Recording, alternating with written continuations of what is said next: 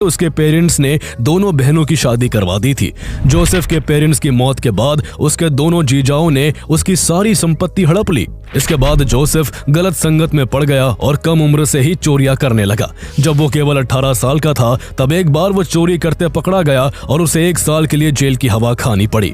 Jail से निकलने के बाद भी वो नहीं सुधरा और आगे भी चोरी करने में लगा रहा। जल्द ही उस पर चोरी के 1 दर्जन से ज्यादा केसेस दर्ज हो गए और उसे कई बार जेल जाना पड़ा। इस दौरान वो 2 बार जेल अथॉरिटी को चकमा देकर जेल से फरार भी हुआ, लेकिन फिर से उसे 1996 में पकड़ लिया गया और इस बार उसे सिक्योर मानी जाने वाली वियूर सेंट्रल जेल में बंद कर दिया गया।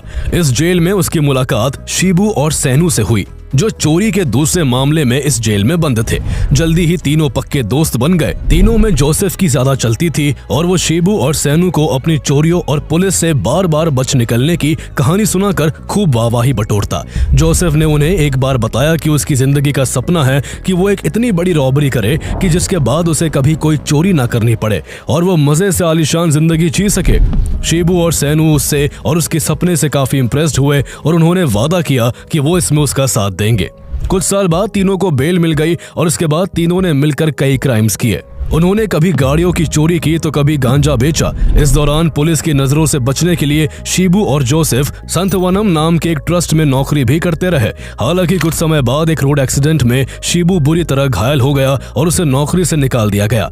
जॉब खोने के बाद शिबू कोरिकोड लौट गया और अपने एक खास दोस्त राधा कृष्णन के घर रहने लगा। जल्दी ही वो राधा कृष्णन के परिवार से घुल मिल गया और उसकी राधा कृष्णन की पत्नी कनकेश्वरी से भी अच्छी दोस्ती हो गई। इधर जोसेफ संतवनम में ही नौकरी करता रहा और इस बीच उसने अनीता एंटनी नाम की एक लड़की से शादी कर ली।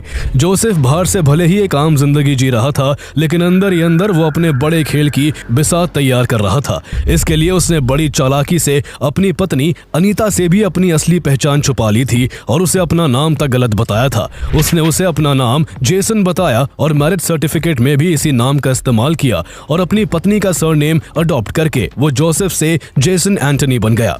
इस तरह वो अपने दोस्तों के लिए जोसेफ था, लेकिन अपनी पत्नी अनीता और उसके रिलेटिव्स के लिए वो जेसन था।